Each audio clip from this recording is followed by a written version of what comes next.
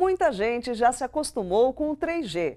Aliás, para muitos brasileiros, o 3G é a única maneira de acessar a internet, já que as conexões físicas estão longe de alcançar boa parte do país.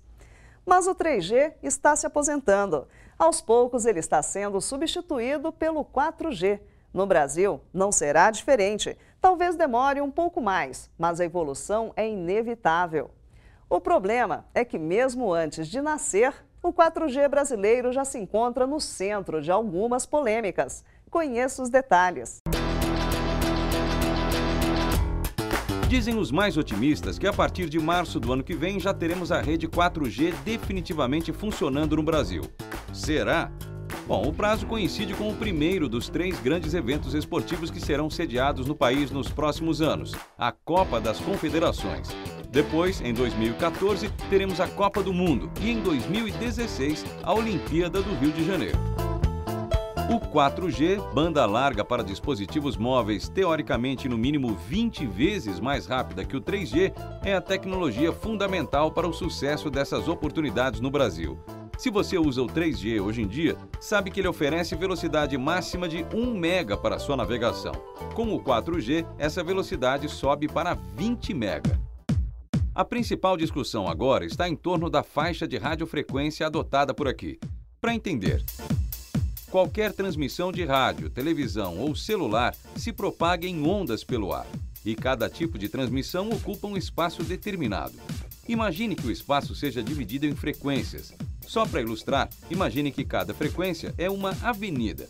Só que essas avenidas não são identificadas por nomes, e sim por números.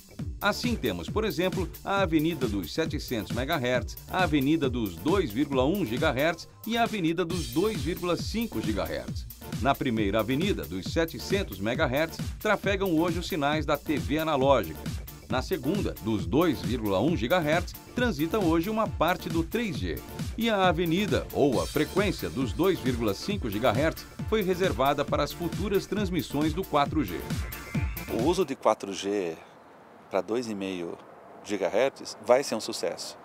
Já é em função do resultado muito bom que nós tivemos nesse leilão. Num mundo em crise, num mundo em que as economias estão derretendo no mundo, o leilão no Brasil do 4G em 2,5 arrecadou 6 a 7 bilhões de reais. O padrão dos 2,5 GHz foi amplamente adotado na Europa e na Oceania, mas por lá ainda são poucos países operando com 4G.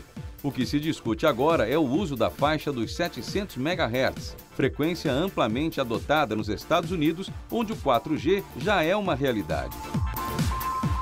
Hoje, a faixa dos 700 MHz no Brasil é ocupada pela TV analógica, que, de acordo com os planos do governo, será extinta até 2016, pelo menos nas capitais, onde já existe sinal de TV digital.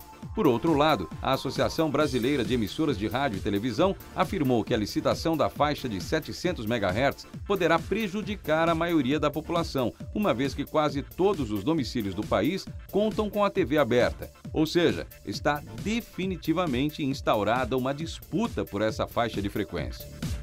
Por que essa faixa é tão interessante? Porque é uma faixa dita, entre aspas, o filé mignon do espectro. É uma faixa muito interessante para aplicações em comunicações, tanto em TV quanto em 4G. E é meio normal, em muitos países, haver uma disputa por essa faixa interessante de espectro. Esse debate no Brasil começou esse ano. As emissoras estão propondo um uso para essa faixa e as empresas de telecomunicações outro uso. Cabe um terceiro uso, que é o uso para aplicações de segurança. Bombeiros, exército, marinha, aeronáutica, polícia. Então nós vamos vivenciar nos próximos meses um debate sobre qual que vai ser o uso dessa faixa de frequência. Mas esse imbróglio todo não para por aí, não. De acordo com as operadoras, a faixa de 2,5 GHz não será suficiente para toda a demanda por banda larga móvel no país. Vale lembrar que nos últimos 3 anos, a telefonia móvel no Brasil ganhou 50 milhões de novos usuários. Assim, o que provavelmente deve acontecer por aqui é que a faixa de 700 MHz e 2,5 GHz funcionem em conjunto. O ministro das Comunicações, Paulo Bernardo, já disse que o governo estuda realizar o leilão da faixa de 700 MHz agora em 2013.